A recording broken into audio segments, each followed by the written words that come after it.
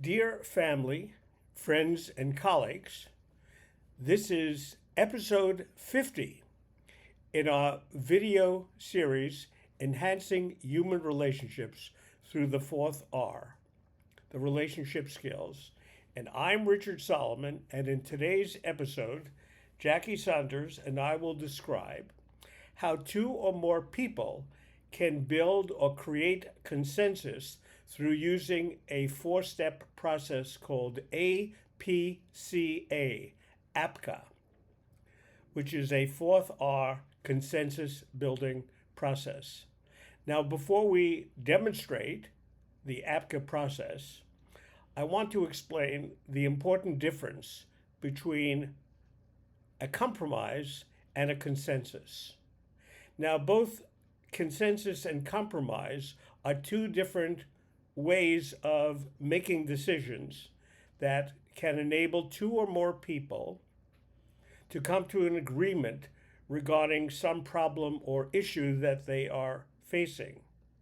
Both with compromise and consensus, all parties are seeking to find common ground to solve a particular problem. However, with compromise, each party must give up something desirable in order to come to their agreement with their partner. But with consensus, each party seeks to find common ground where all of the members achieve their essential goals without giving up a desired objective. So let me first show you now the handout that you can obtain about covering the APCA process, and I hope that you can read it. Okay?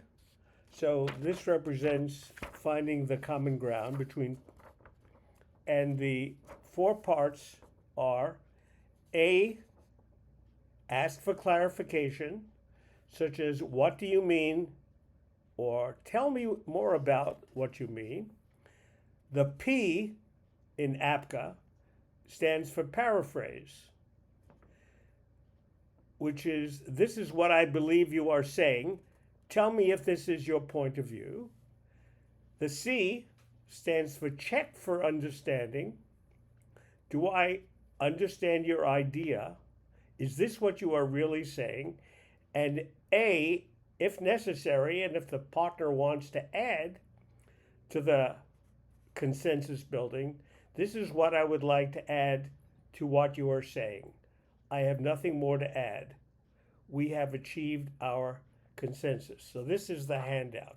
Now, Jackie and I will right now demonstrate the four steps, the APCA consensus building fourth R relationship steps involved in creating and building concepts.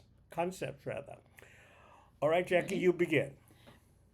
Richard, what do you think of President Biden's recent address to the American people regarding why he had decided not to run for the presidency?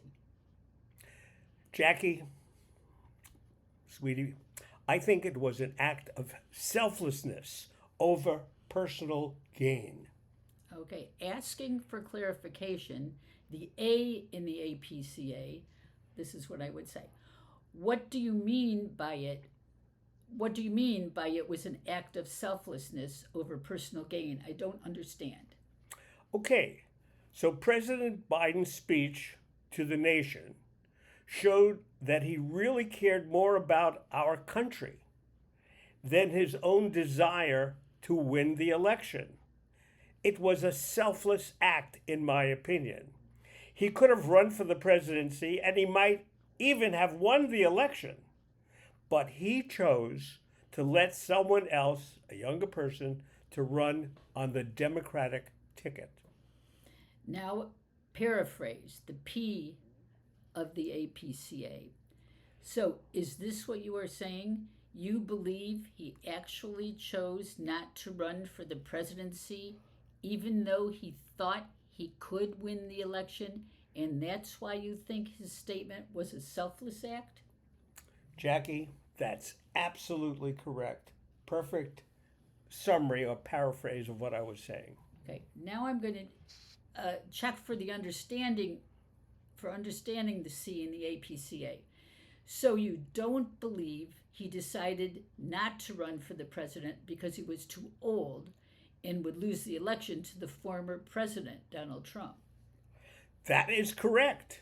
In my opinion, the argument that he was too old or that he would lose the election in 2024 were not the primary reasons for President Biden's decision to not run for the presidency. I actually thought that he believed he could beat Donald Trump once again, as he did in 2020. But he chose to let someone else, Kamala Harris, a younger person, his vice president, to head the Democratic ticket.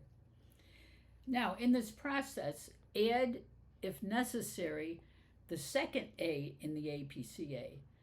I would say, may I add something to what you have said about President Biden's motivation for not running for office? Of course, Jackie. What would you like to add? And let's see if I agree with that. I also think President Biden thought former President Donald Trump was a threat to our democracy. Okay, so then the process continues, and I can ask the A in APCA, first A, what do you mean when you say that President Trump was a threat to democracy?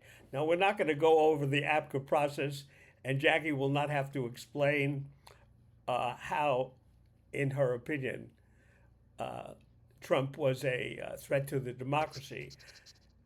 But we go through that particular process, the A, the P, the C, and the A.